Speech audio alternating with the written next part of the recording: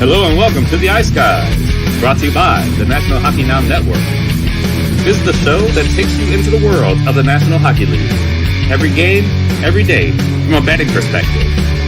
With pro sports handicappers, Ian Cameron, Alex B. Smith, and various guests from the world of hockey and sports betting.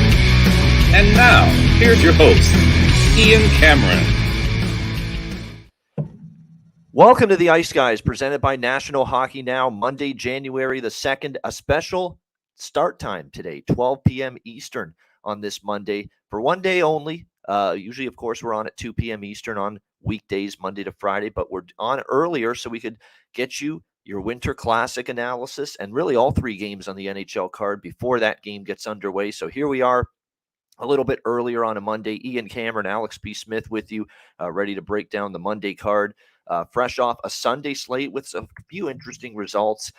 Congratulations to Alex, who had a best bet winner on the show yesterday, San Jose and Chicago over the total. You know, it's funny because we had someone a little critical of Alex's recent best bet results, and he mentioned it in the chat. Well, now you can give me hell because whoever you were, actually I remember, I think his name was Michael, but he felt kind of bad after when people were sticking up for Alex. You can give me hell today because I had the Buffalo Sabres yesterday as best bet, and of course they fall short to Ottawa. But hey, your news shows, you know, it's just, and I want to address it because we were talking about it during the show in our private chat here, Alex and I, back and forth with, you know, you're going to get criticism when picks lose. It's just, it is what it is on Twitter, on shows, whatever the case may be. Sometimes it is what it is, but I don't get mad anymore. I used to really get hurt. I used to really, really get agitated, hurt feelings, the whole bit when I got criticism from someone on Twitter or a comment or a tweet or a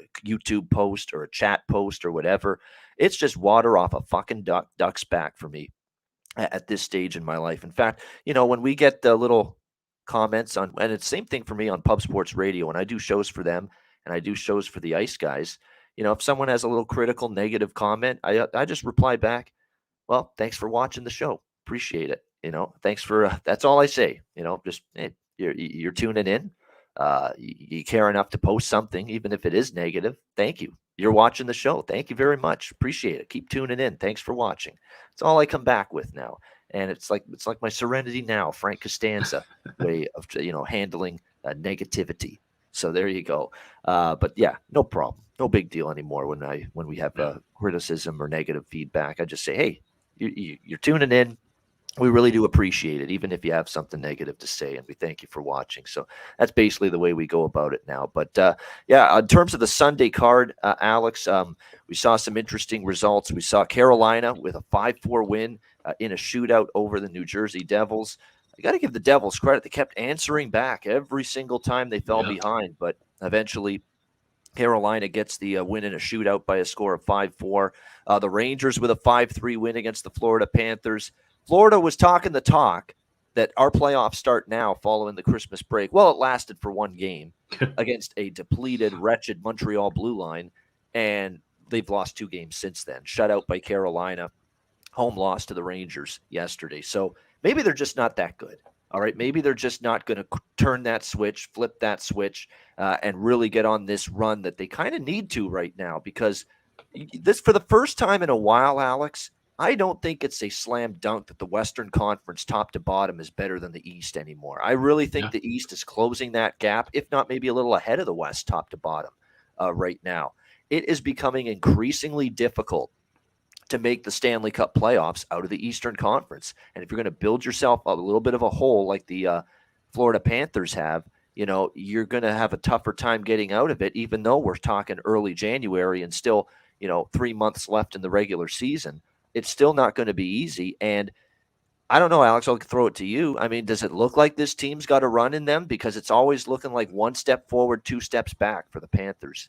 Yeah, I don't think they have a chance now at this point. And it's funny because, you know, we said this for a while now, that they've got to get rolling. And here we are, January 2nd. And just looking at the standings, like you said, with the East being stacked, and it's the flip-flop of what I thought at the beginning of the year. I thought the Atlantic was going to be the tougher division and have a bunch of teams competing for spots. It's really the Metro. There's about 6 teams that are alive in the Metro. So then when you've got 3 or 4 that are in the Atlantic, that leaves you know, obviously odd teams out. And they're not even close to being in the wild card race right now. I don't see them making a big enough, deep enough run to get back into this race right now. So it'd be interesting to see what Florida does in the next month or so. If they continue to lose, are they going to try to move some pieces? You know, are they going to be sellers at the deadline? Who knows? So it's going to be really interesting to see. But I really don't think we're going to be talking about playoff hockey in Sunrise, Florida this year. Yeah, and a great point by our guy John Massey, who's on a lot of our live betcasts late at night, especially he's the night owl of the betcasts usually. He says Bobrovsky plays too much for Florida to be credible. I know, but the problem is, I agree with that. But the problem is Spencer Knight's had opportunities and he's not been as good as I was hoping he would be. So it's two ways right now that he's got to play better too. The young kid Spencer Knight, and I think he's got it in him, but he's had some consistency issues. I mean, one of the recent starts he had, he got bombed by the Boston Bruins, you know, and so I think Maurice is getting some feedback from the front office and the management saying, we're paying this fucking guy, you know, a shit ton of money. We can't just cut bait and have him have his ass stapled to the bench night in and night out. And he's in a tough spot, I think, Maurice. I think because to me, I think there's a part of him that wants to play night as often as possible. But I think because of the money that management gave goalie Bob, they feel that they have to. It's like with Zach Wilson with the New York Jets. It's a great comparison, you know, to the football team there, the New York Jets. They felt compelled to play Zach Wilson a ton this season, even though we knew he couldn't play. He was totally inept at the position. We saw it clear as day, you know, awful quarterback play, couldn't read a defense, you know, terrible decision-making, the whole bit. And anybody with a brain could see that, hey, we got to sit this guy down. He can't play. He's not very good. But because they invested a second overall pick in him, because they invested money in him, you know, it's a situation where they felt, hey, we got to keep playing this guy, even if his performance is not up to par, is not up to standard. And I kind of think the Florida Panthers are feeling that way about Bobrovsky. Yeah, his performance isn't up to standard, but they've invested so much in him, they have to keep playing him. That's how they feel. I don't agree with it, but that's how they feel. And it is what I don't, like I say, I don't agree with it. I don't care. I don't care if you're making $1 or $1 million or $10 million. If you're not playing well and the other guy is playing better, you shouldn't play. All right. Simple as that. But it's not always the way it works in the hierarchy of front offices and management in the National Hockey League with these teams. The other games, we saw San Jose 5-2 over Chicago. Took a while for the Peter Mrazek to show his usual form, but and it came barreling down on him. 5 goals, all pretty much the second half of that hockey game, and a 5-2 win for the San Jose Sharks. Ottawa, a 3-1 win against Buffalo. Pretty solid performance from the Senators and Forsberg in net, but it wasn't Buffalo's best.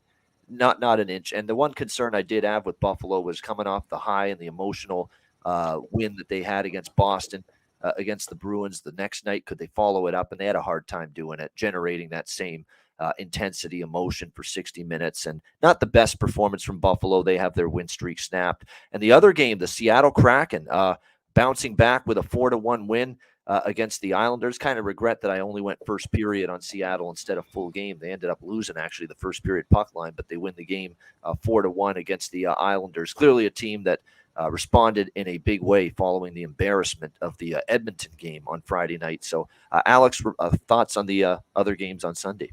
Yeah, Seattle really did step up and play a great game, much to my chagrin. I had the Islanders even money in that spot. But as you mentioned with the Hawks and Sharks, I mean, this game, I thought the Hawks were going to be able to generate a little bit more offense. But this just with the way that this team's been struggling offensively, even against the San Jose team. And Kakkonen, a lot of saves that he made were pucks he didn't really see. There was a couple of chances on the power play, specifically late in the game, where literally it's just 2 pucks that bounced off of him and he's reacting to it maybe 2 seconds afterwards. So the fact that they can't get an offense going against that team is just pretty rough. But San Jose with a rare dominant win this season, and it made me happy because we got the over, just barely getting the over 5-2 with the final. And, like I said, with Carolina and New Jersey, I kind of hinted at this, if you like that game, to stay away from taking a shot in regulation because it could go to OT, and that's exactly what we saw. I didn't expect it to go back and forth the way it did, especially late in the third period. But that's a fun contest, and those are two teams that, you know, it would be really nice to see if those two teams could meet each other in the playoffs. I doubt that happens, but those battles between Carolina and New Jersey have been interesting so far this season. Yeah, great point by Shenron Sports Picks in our chat. And that's the thing. Shenron and many of our chat people are terrific people. Great feedback, great comments, just great comments, great insight. You know, it's not just Alex and I that provide great insight. If you're looking at the YouTube chat while you're watching the show on a daily basis, the insight these guys provide, little tidbits, little stats, little pieces of information, you know, that help in the handicapping process. It's unbelievable how good it is. And Shenron makes a good point here about that San Jose Chicago game. I mean, you really could capitalize on these situations. You don't get worried or you don't start panicking necessarily when a game goes as long as the San Jose Chicago game did, scoreless. It went, you know, I think almost 7 minutes into the second period before the first goal was scored. You don't panic and say, oh, well, there goes that bet. I totally got that handicap wrong, the over in that game. No, in fact, you do the opposite. You know what you do? You bet the live over. That's what you do. Because especially when you know that you've got issues defensively with both of those teams and mediocre goaltending, you figure that, yeah, I got into the second period scoreless, but are these two guys really going to pitch a 1-0, 2-1 type of game, really, when it's all said and done? And if you did that, you absolutely could have capitalized on live overs in that San Jose Chicago game. You could have gotten over 3.5 when it was scoreless. It was getting to that point. 4.5, certainly. And of course, the 5.5, if you would have bet that, would have cashed. The original over, of course, ended up coming through as well. I mean, great opportunities. Don't always just throw a game in the garbage chute that, oh, I projected goals, I projected weak defense, I projected bad goaltending. It's 0-0 in the second. Well, I got that one wrong. No, in fact, you do the opposite, I think. And if you see that the chances are there, you still look at a live over, and you're going to hit a lot of them. So many games, 0-0 in the second, and the final score is like 4-2, 4-3, 5-3. It's unbelievable how many times it happens. So it's a great piece of advice. Yeah, definitely. And that's the thing too, when looking at games live, you know, you're watching for pace and tempo, you're watching for chances. You're not just following the score blindly. And that, you know, I've written a primer about how to bet live on a couple sites. I've written it on the Patreon page. You know, there's things that, you know, that was a classic game of you have to kind of watch and pay attention to what's going on and reading between the lines. And I had people message me about, you know, should I go with over 5.5, going over 5 at a plus price? And I said, yes, keep hammering this. If I hadn't I already played it the day before, and, you know, I did grab a little bit of 5.5 live, but if I hadn't, you know, bet this game beforehand, or I bet a day up, I would have been hammering 5.5, 5, 4.5. You know, and that's not something I do all the time. I like to just jump in and grab one single number, but, you know, you could take a unit and split it up in the pieces. And when you're seeing that, okay, the well's about to burst at some point, but you can, you know, kind of stack up a little bit. We've done it on the live betcast as well. So that's definitely one of those classic games where you can use that kind of methodology and capitalize and make some money. Yeah, a certain LA Kings Buffalo Sabres game on the last betcast was a perfect example of that. What was it, scoreless going into the third period? Now, Buffalo did all the scoring. They did all the work. They erupted for 6 in the third period. But it got there. You know, if you took your 3.5s, your 4.5s, your 5.5s with live overs, they all cashed. They all got the money. And those are perfect. Another perfect example of taking advantage of that for sure. Yes. By the way, I do want to mention this. I mean, this is not really a World Junior Hockey Championship show, but we are getting to this is the portion of the tournament that's worth watching. I'm in and out of watching the preliminary round. So much of it is just meaningless because now you don't even get the bye into the second round of the elimination round for winning your pool anymore in the World Juniors. Everyone has to play a quarterfinal now, even if you finish first in your pool. So that really devalues the importance of the preliminary round even more. But now today, the elimination round, the medal round, as they call it, starts with the quarterfinals. There's 4 of them today. It's a great sports Monday. College football bowl games, you still have some of those. You have the Winter Classic and a couple NHL games at night. You got the World Junior quarterfinals. You got a great Monday night NFL game, Bills and Bengals. It's really a nice Monday here in the sports world. Plus, you got your regular NBA college hoop slates as well. So a great Monday. But, you know, all of a sudden everybody plays in the quarterfinals, but today is when it matters. The medal round starts. But we have to talk a little bit about Connor Bedard, okay, and what he is doing, because it is ridiculous. He has doubled basically in points, more than doubled every other player in this tournament in terms of points scored. Doubled them. Everybody. I mean, that's just crazy what he's doing. He's likely going to shatter Eric Lindros's record for all-time points in a World Junior Hockey Championship, playing for any country, but he was playing, of course, for Canada as well in the early 90s. It is just remarkable what Connor Bedard is doing. You talk about the total package, what he's doing. He can see the ice extremely well. He's an unbelievable passer. His release is, you talk about some of the best releases in hockey. Matthews has an incredible release. We're seeing Tage Thompson can do a lot of big things with the puck. Ovechkin, of course. Put his release right up there, I think, when he gets to the NHL level. I mean, it's just unbelievable. He can just put the puck in a thimble is what he can do with that shot. Put it right under the bar, right under the goalie's. One of the goals he scored was up over the goalie's shoulder between his ear and the post. It was like, and that's the only bit of room he had. And somehow, goddamn it, he found it. I mean, it was just unbelievable how he was able to do that. And he goes to the front of the net. He is willing to pay the price, go to the blue paint, go to the crease area, and score goals that way. So he's got that little competitive fire in him, and that little, if I get whacked a little bit, if I get hit, knocked down, cross-checked, slashed, whatever, I'll handle it. I'm still going to go to that spot in the ice and try to score goals the old greasy way, the old-fashioned way, in front, look for loose change. I mean, that is what I'm seeing clear as day with Bedard in this tournament, is that I don't know if there's a thing he can't do right now. And you talk about tank for Bedard going on with some of these awful teams in the NHL.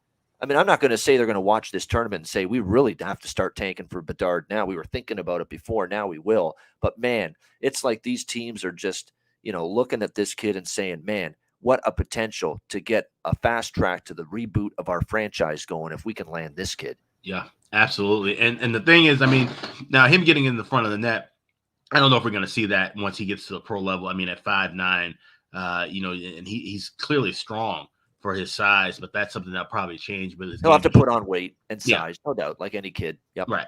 But his style is adaptable in today's NHL, and I think he will definitely thrive. And like I said, there's teams who may have been on the fence of whether they want to compete now or tank that are probably tanking now. They're probably thinking about it. So it's now a race toward the bottom more than it is to the top probably in this league.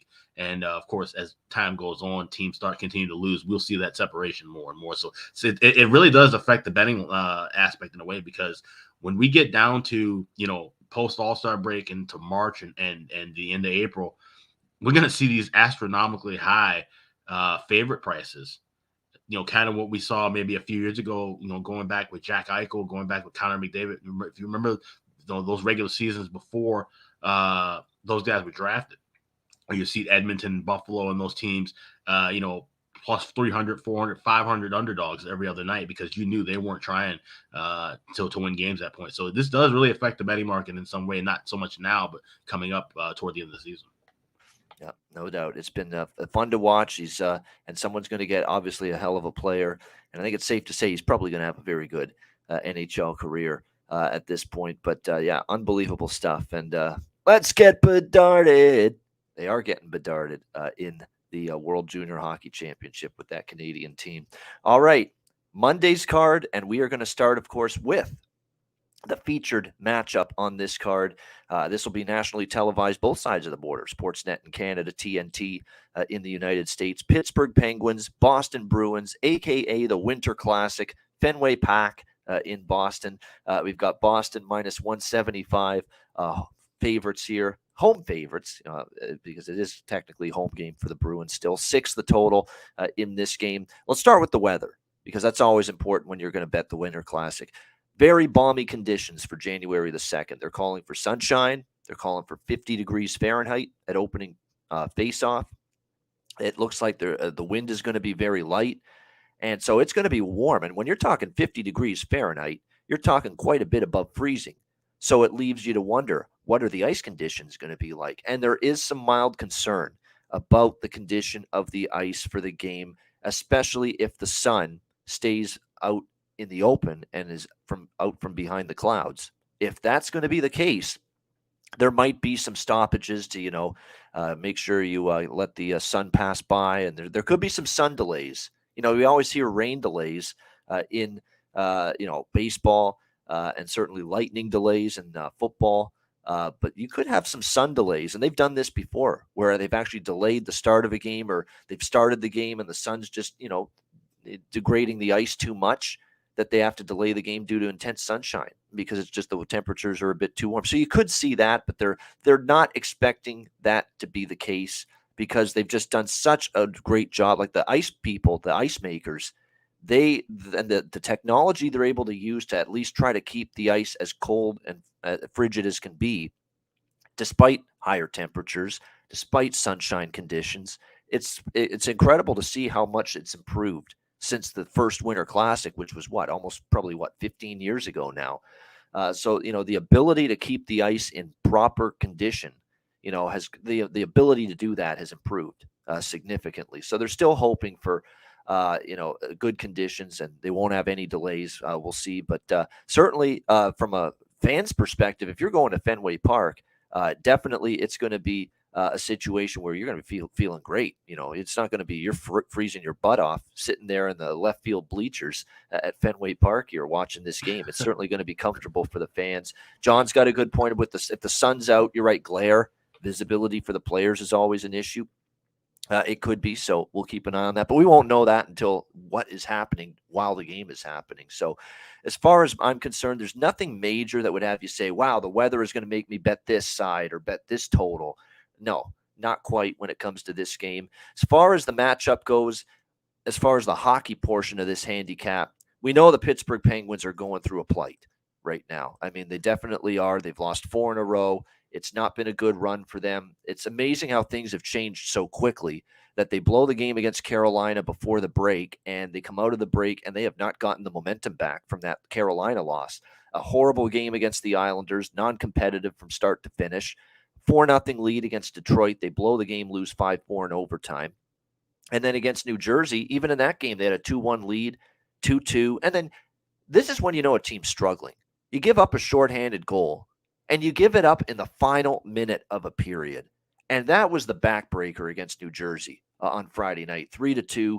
And it just seemed like New Jersey was going to shut the door. And it was just such a debilitating goal for the Penguins to give up. And sure enough, New Jersey puts it away in the empty net, and they win 4-2, handing Pittsburgh their 4th straight loss. You got all kinds of issues. In fact, Dan Kingerski at Pittsburgh Hockey Now has done some great articles for this team and talking about the struggles. And he had a great piece there about Kapanen, that he's getting a lot of criticism on social media for his struggles. They expect a lot more out of him. And he's trying to say they have no idea what they're talking about. He's sounding frustrated. Some of the other players are sounding frustrated. It's like it's not a good vibe right now in the Pittsburgh Penguins dressing room at this point in time. And that is not even factoring in, it's not just the struggles on the ice with the losses mounting 4 in a row, but this team's also hella banged up right now. Chris Letang is still out on the blue line. Jeff Petry's been on IR for a bit. Chad Ruhwedel's out. That's 3 of your 6 starting defensemen that you're missing for the Pittsburgh Penguins right now. That's not ideal for sure. And again, you're talking about a team that struggled mightily with their defensive play in recent games. And I think it coincides with who they're missing on the blue line right now. No question about that. So that is something that concerns me here in this game. Boston obviously has been playing outstanding hockey this year, although they have lost 2 of their last 3. And you have not been able to say that very often about Boston. They lose in a shootout 3-2 to Ottawa, although that was really more Cam Talbot playing a phenomenal game. They did have 51 shots, probably deserved to win. And then they bounced back, beat New Jersey 3-1. And then the game against Buffalo, it looked like they were going to come back and win. They were down 2-1. They took a 3-2 lead. Buffalo, though, ties it late. And then they win it in overtime 4-3 over the Boston Bruins, a rare home loss for the Bruins. I would expect them, though, to have a pretty solid response here in this game against the Boston Bruins in this one. I like Boston. I think if I were to bet something, like I don't love the game either way, side or total, but I think if I were to bet something here, it's probably Boston first period puck line. I do have my eye on that. You can get it right now at -0.5 at plus. It's a pretty good price actually that you can get. Yeah, plus 145 or so with the Bruins first period puck line. I think that's a good bet. because even in the Buffalo loss on Saturday, they were up 1-0 after the first period of that game, the Bruins. And then things kind of got away from them. Buffalo got back into the game. So I think in the first period, Boston does find the back of the net. Tristan Jarry, by the way, in net for Pittsburgh, and it's Linus Ullmark for the Boston Bruins, who continue. Look, he's got to be a Vezina Trophy candidate right now. He simply has to be. He has been excellent. 21-2. That's his record. 21-2. So 20 wins and 3 losses overall. 1 regulation loss this season for Linus Ullmark in net. 1.9 goals against average, 938 save percentage. The results have been absolutely extraordinary. It is worth noting one of his worst performances of the year did come against Pittsburgh, though. He gave up 5 goals on November 1st against this team. That was a long time ago, though. He has been just ridiculously good. They've been winning consistently with Ullmark in net. In fact, the Bruins are on a 7-1 run in his last 8 starts. So I think he can shut the door probably pretty good. And if you actually look at a lot of these Ullmark games, many of them have trended under. A lot of them, the opposing team has scored 3 goals or less. It's just so the total's tough. I don't love betting overs with Ullmark in net. But at the same time, some of those games have gone over because Boston's exploded on the scoreboard. Outdoor conditions, I'm not totally sure that's going to happen. But at the same time, Pittsburgh's defense has not been good lately. We've talked about how they've given up goals. So to me, this would be Boston -0.5 plus 145 first period puck line. And the other bet I'd consider pregame, maybe a Bruin team total over 3.5. Take the Pittsburgh side of the equation out of it, just because, you don't know what you're going to get from them. They're a bit of a fragile bunch right now. Ullmark's been great in net. So it's probably I would like that a little bit as well. Maybe a smaller piece of the team total on Boston over 3.5. But I like that first period. I do. I think -0.5 plus 145 feed off the crowd energy at Fenway Park early in the game. I think Bruins first period puck line. I like the look of that in this game. Alex, what do you think here? Penguins, Bruins, Winter Classic. Yeah, I was just looking back, and I was doing it yesterday too at some of the outdoor games over the years. And yeah, for the most part, we've seen, just kind of a bit of balance where, we've seen a lot of unders, but recently you've seen a ton of overs. Somebody mentioned in the chat 1-11 to the under, and specifically Winter Classics. But when you add the Stadium Series and some of the other outdoor games, 3 of the last 4, like I said, have sailed over the total. And one of the things that I really point out, that really stick out to me rather, is when you mentioned about the glare of the sun. And it makes me think about the last Bruins outdoor game. Remember, they played Philadelphia in Lake Tahoe, which the first game was an absolute disaster. They had the whole 10-hour delay with Colorado and Vegas. But in the Philly-Boston game, they played it around sunset, and the glare caused about 5 goals in that first period. So that's something that I think might be really, to something to key in on. I like this over here. Both of these teams, especially when you look at the core players, the Crosbys, the Malkins, the guys for Boston, they've played in these outdoor games before. They have history. So this is not for unfamiliar territory. You guys won't be starstruck by being in this venue. Boston, already played a Winter Classic game in Fenway Park before. So I think that makes a huge difference. They'll be settled in. I would like this game over if it was played indoors at either arena. So looking at it, minus $1.15. Like I said, the ice conditions, from what we heard yesterday, weren't bad during the formal practices. And today might be a little different because the sun is out, but I think that's going to help more or hinder the goalies and help the offenses a little bit more. So I'm taking a shot here with over 6 minus $1.15. All right, Alex liking the over here, 6 minus 115 with the Penguins and Bruins outdoors at Fenway Park in the Winter Classic. It is worth noting, I'm looking at Ullmark's recent starts. He's been lights out, but I will point out 2 of the last 3 starts have gone over. 4-3 with Jersey, 7-3 with Florida. Because Boston's done the scoring. But Boston's given him a lot of offense, a lot of goal support. But as good as he's been, you mentioned that about the glare maybe being a little bit of a tough thing for the goalies to handle.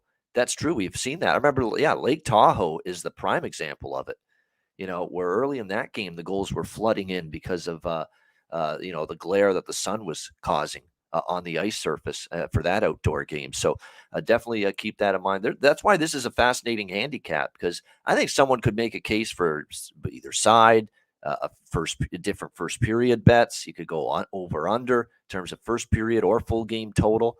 And you could really go a bunch of different ways here. As far as props go, I'm not going to load up on props in this particular game because never totally sure what you're going to see in terms of the offensive side of it. But I will say this from a Pittsburgh standpoint that since he's been back from injury, Jason Zucker's starting to play a little bit better. We've talked about how he's probably not a bad option from a player prop standpoint for the Pittsburgh Penguins. For the Boston Bruins, had a ton of success this year. It's because they haven't had to simply rely on Bergeron, Marchand, and Pasternak all the time.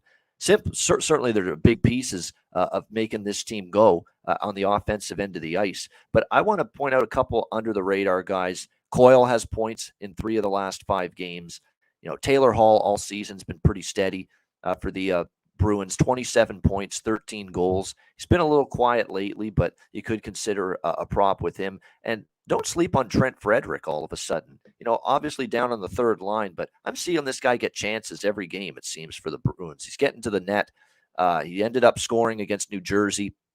He had multiple shots on goal now in 5 of the last 6 games. He's got points in 3 of the last 6 games for the Boston Bruins. I mean, Trent Frederick is not a outlandish out there goal prop, shot if you want to take it for the Boston Bruins. So a couple props that I'm interested in. Alex liking the over, and I'm probably the thing I like the most here pregame is the Boston first period puck line -0.5 plus 145. All right, before we get into the night games here on the Monday card, and thanks for everyone joining us live on YouTube. Hit the like button if you haven't done so already. We will break down the 2 games at night: Vegas, Colorado, Philly, Anaheim in just a second. But first, we will hear from one of our 2 great partners and sponsors of the Ice Guys, Gramco. All right, whether you or your team's game is on the field, screen, racetrack, or the ice, Gramco is for the game.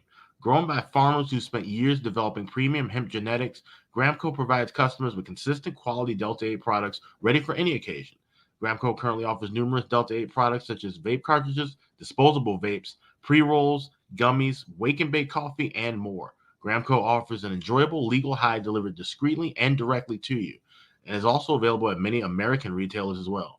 Get the best Delta 8 cannabis products on the market shipped quickly and discreetly from Gramco. If you visit www.thegramco.com, use promo code ICEGUYS, you get 25% off of any order, and all orders on the site that are $50 and higher are shipped free with standard shipping. So live elevated with Gramco and check out their wonderful Delta 8 products today.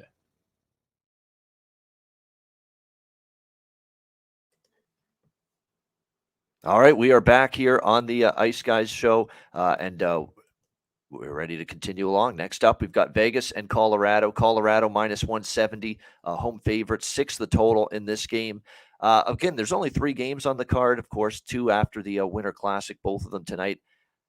I have a hard time getting to either side in this particular game. I mean, I'm not really rushing to bet Vegas, even at +150. I still think this team is just too depleted to trust. Now, they did get past Nashville, but not before they let Nashville right back into the game and nearly blew a 4-2 lead. 4-4, and they had to hang on to beat the Nashville Predators on Saturday 5-4. I mean, this team's still a hell of a banged up, shorthanded mess. I mean, ad nauseum, we've repeated it over and over again. It's getting worse, too. They already had 3 starting defensemen out: White Cloud, Theodore, and Martinez. Well, Miramonov has played very well, this young kid, the last few games in net for the Vegas, or not in net, on the blue line for the Vegas Golden Knights. He's now on the injured list, and he's now out for the Golden Knights tonight as well.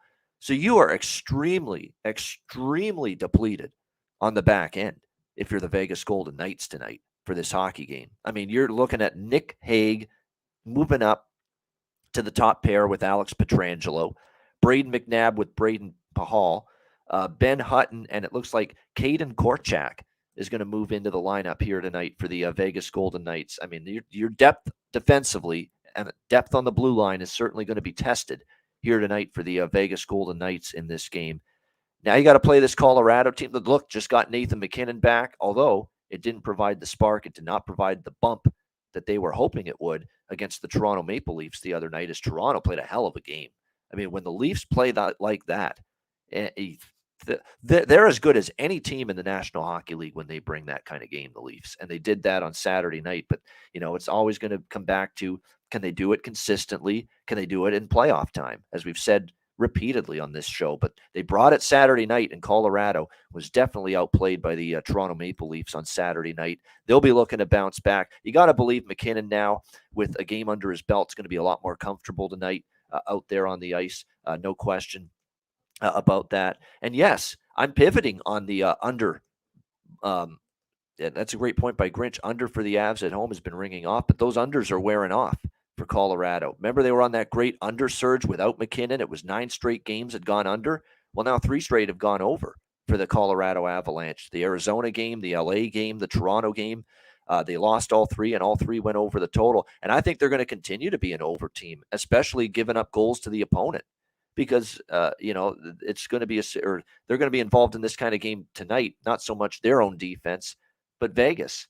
I think Vegas is very vulnerable defensively right now, with 4 of their top 6 defensemen are out essentially right now. And that's not even talking about Jack Eichel still on IR, Paul Cotter on IR.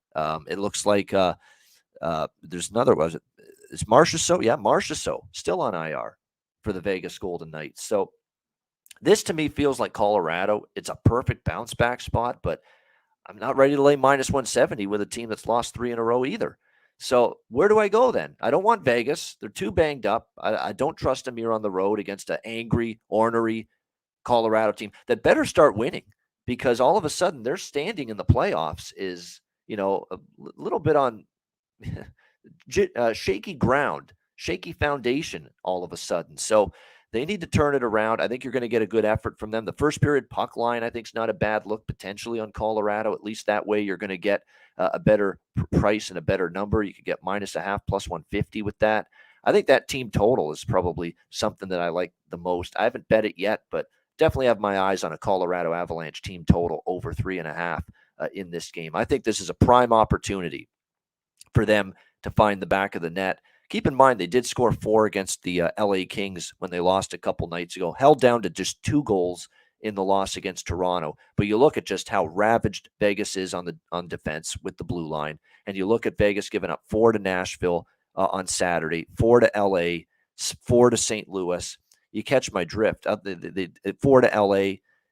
They gave up 4 to Nashville, 3 to Anaheim, 4 to LA, 4 to St. Louis. I mean, they're suddenly giving up goals, and I think it might get worse before it gets better, because you're already without Theodore, already without White Cloud, already without Alec Martinez, who, by the way, is one of the leading shot blockers in the National Hockey League. He's always right up there in terms of the defenseman that has blocked the most shots. So you talk about a defensive loss. That is a huge, gaping defensive loss for the Vegas Golden Knights, not having Alec Martinez and that road grader that he is, blocking shots left and right.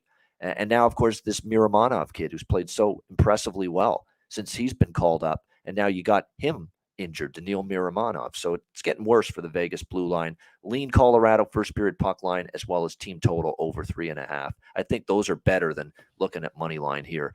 What do you think here, Alex? Interesting game, Vegas and Colorado. Yeah, it is. And I think this is going to be a close one. And I like the draw here at plus 350. Just looking back at history, you got Vegas 3 of the last 4 games going to overtime or a shootout, 4 of the last 6 for Colorado. And these are 2 teams that, kind of in similar situations, dealing with being banged up and trying to get their lineups into a bit of a rhythm.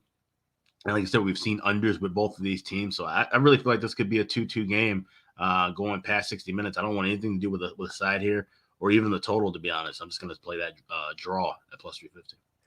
A good game for some props. There are a couple that stand out. I think this could be the night to, McKinnon over points is never something I'm looking to bet every night. But, I feel this could be a night where the explosion could happen. Obviously, it was a tough return to the lineup. He did have 3 shots on goal, but you clearly could tell he needed a game, to really start to get in the flow again. So you should have a better opportunity for him to feel a little bit more comfortable tonight going into his second game since returning from injury for them. Anybody on the second line, I think, is probably worth a look for the Avalanche right now as well. Evan Rodriguez has 2 goals and 3 points in the last 4 games for the Avalanche.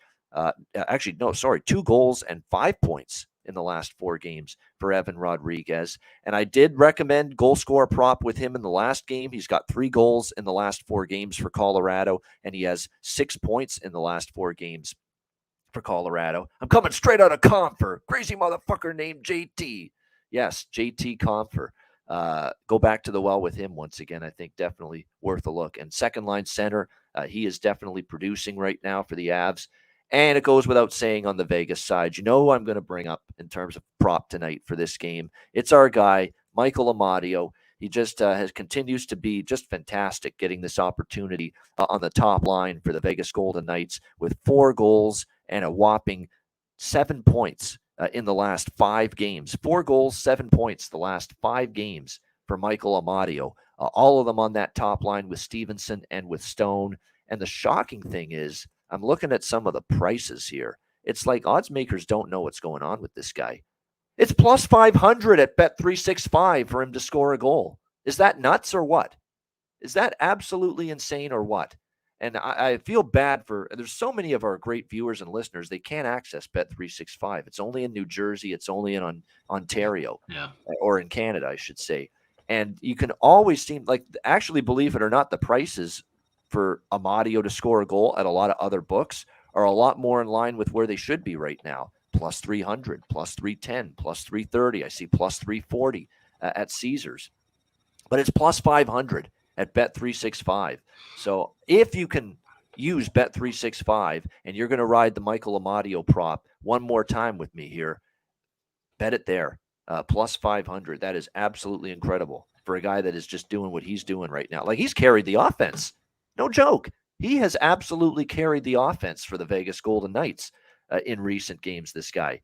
It's been impressive to watch. And again, we're talking about a player with 4 goals and 7 points in the last 5 games for the Vegas Golden Knights since he's been up on the top line. So just terrific. Terrific bet, especially at plus 500. All right, final game of this Monday card, Philadelphia Flyers, Anaheim Ducks. We've got Philly minus 120, road favorites here, 6 the total, pretty much across the board. I like the over here. That's pretty of the side and total of any of these 3 games today. This is probably the one I like the most. I think you're probably going to see this game get up and over. I mean, the Philadelphia Flyers have found something offensively, and they've gone 5-0-1 to the over in their last 6 games. And the reason for it is they've started to get their offense cranked up. 3-5-3-5-4 and 4 goals scored by the Philadelphia Flyers in their last 6 games. I mean, they have definitely found a little offensive continuity. The goals are starting to go in for this hockey team, and their hard work is starting to pay off. And I think what's great to see is Scott Laughton stepping up. Owen Tippett is stepping up. They think that Noah Cates can give them a lot of good offense in time, and he's starting to produce for the Flyers as well. Those are all good prop options, in my opinion, for this game. Morgan Frost is knocking on the door of finally taking his game up a few levels. He has scored 3 goals and 4 points in the last 6 games for the Philadelphia Flyers. And look, I've been railing on Morgan Frost being on the number 1 center spot for this team, saying that guy can't be on a number 1 center spot right now for this team. He ain't ready.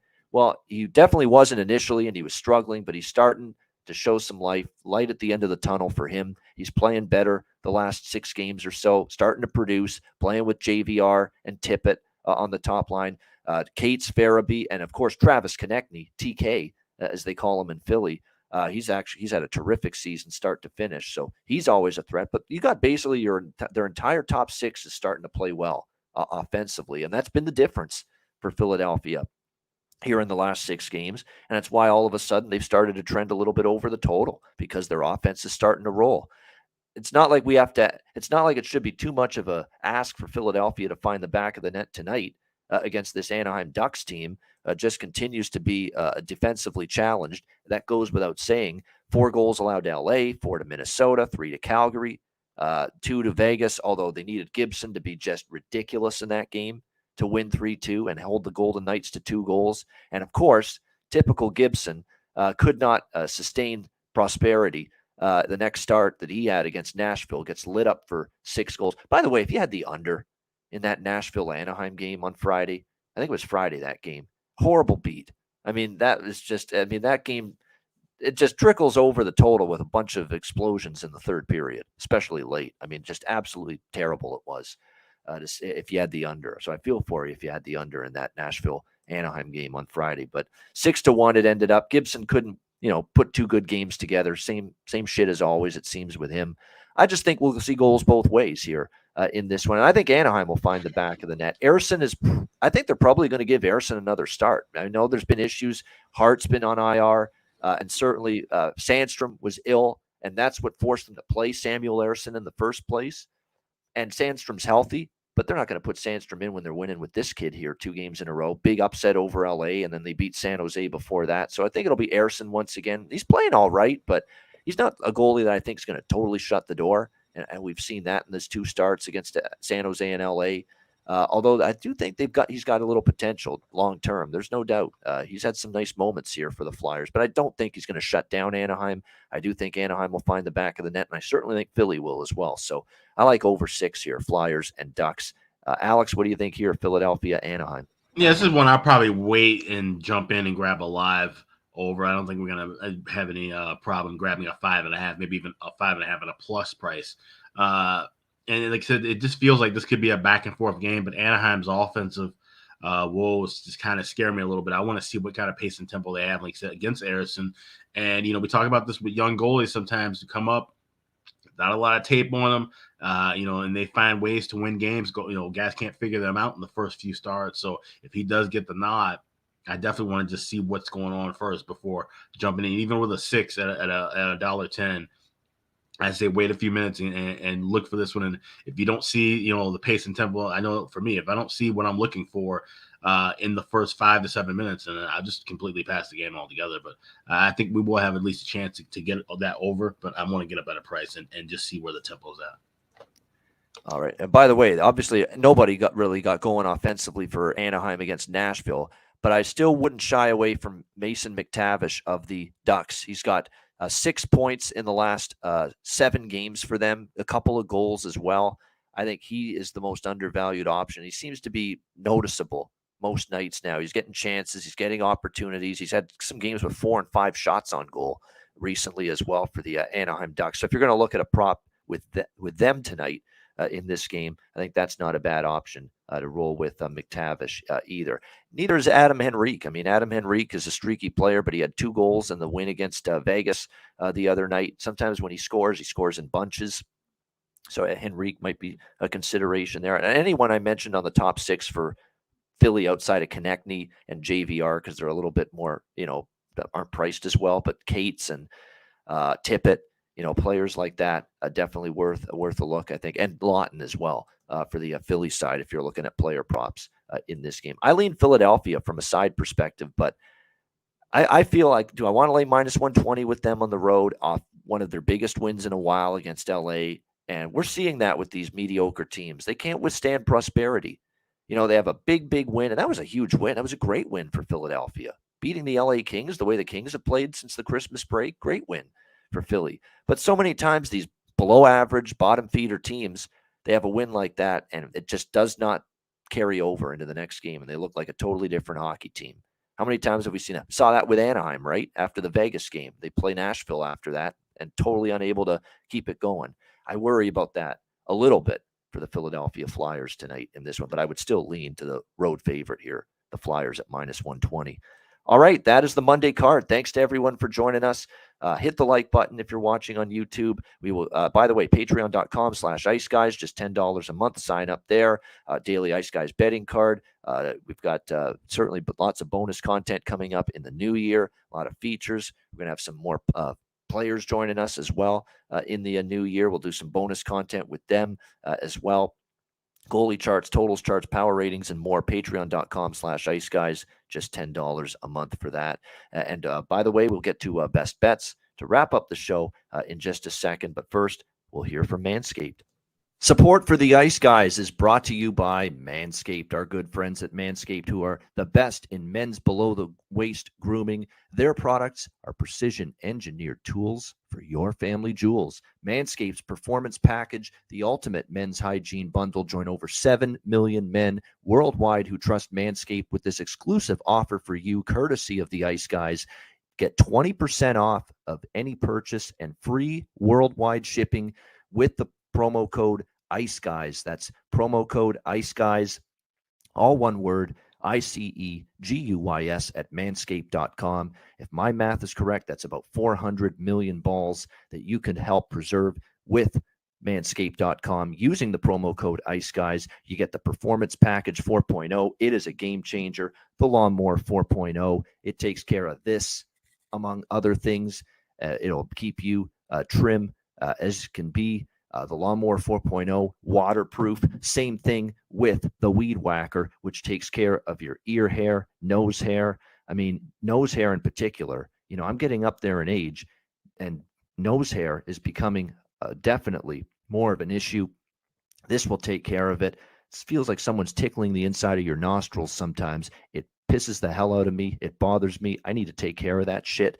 This will take care of it for you. The Weed Whacker makes part of the package that you get with your Manscaped purchase and the Manscaped Performance Package 4.0. You also get the ball toner. You also get the ball deodorant, keep you smelling good and looking good and feeling good down in the nether regions. This package is really going to make you feel good and look good and look better, slim, trim. That's what it's all about. And manscaped.com can help you out with that. So make sure you take advantage of this. Manscaped.com.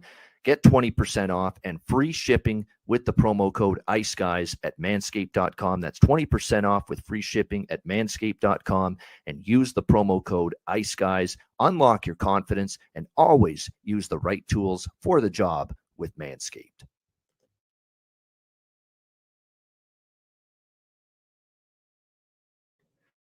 All right, we are back here on the Ice Guys Show and ready to wrap things up with Best Bet for this mini 3-game card, although highlighted by what should be a fun Winter Classic this afternoon at Fenway Park with the Penguins and Bruins. Alex, what do you got for an encore after a Best Bet winner yesterday? What do you got for today? Yeah, we're going to head out to Denver. We're going to go with the Vegas Golden Knights, Colorado Avalanche. I like that draw. You can get that plus 350 to plus 355. Shop around, try to get the best number. Colorado, 4 of the last 6 games have gone to overtime. Vegas, 3 of the last 4. Two teams that are still kind of beat up, trying to get their rhythm going, and I think it's going to be a tight contest. I don't think we're going to see too much scoring, but I think it's going to be pretty balanced, and it's going to take longer than 60 minutes to find who's going to win this game. So let's go VGK and Avs. Regulation draw plus 350 is my best bet for Monday. All right, there it is. Vegas, Colorado, draw plus 350. Best bet for Alex B. Smith on this Monday slate. My best bet for this card, I'm just going to go with Philadelphia, Anaheim over 6, minus 110. I think we'll get enough goals from both sides here to get that game up and over the total. Philadelphia trending that way. The most recent head-to-head meeting also ended up going over the total with the Flyers and the Ducks last season. I think we see more of the same here tonight. Flyers, Ducks, over 6, minus 110. That'll be my best bet for this Monday card. And that'll wrap up this edition of the Ice Guys. Thanks to everyone for joining us. Hit the like button on the way out. We appreciate that very much. And a great Monday ahead. Lots going on this Monday, the day after New Year's Day. We appreciate it very much. A reminder, the Ice Guys is live 7 days a week, Monday to Friday, 2 p.m. Eastern, Saturday and Sunday, noon Eastern. And by the way, we will be back to our regular 2 p.m. Eastern start time tomorrow on Tuesday. So make sure it's you don't tune in at noon. Join us tomorrow at 2, back at our normal time on Tuesday. So a reminder, we're on Monday to Friday, 2 p.m. Eastern, Saturday and Sunday, noon Eastern. If you can't watch the show live, download the Ice Guys podcast in audio form on all major podcast platforms, Google Podcasts, Apple Podcasts, Spotify, Stitcher, iHeartRadio, Amazon Music, and more. Download the Ice Guys podcast when you can't watch the show live. For Alex B. Smith, I'm Ian Cameron. Have a great Monday. Enjoy the Winter Classic and enjoy all the games, and good luck on this Monday. And we will be back with you tomorrow on Tuesday for another edition of the Ice Guys presented by National Hockey Now.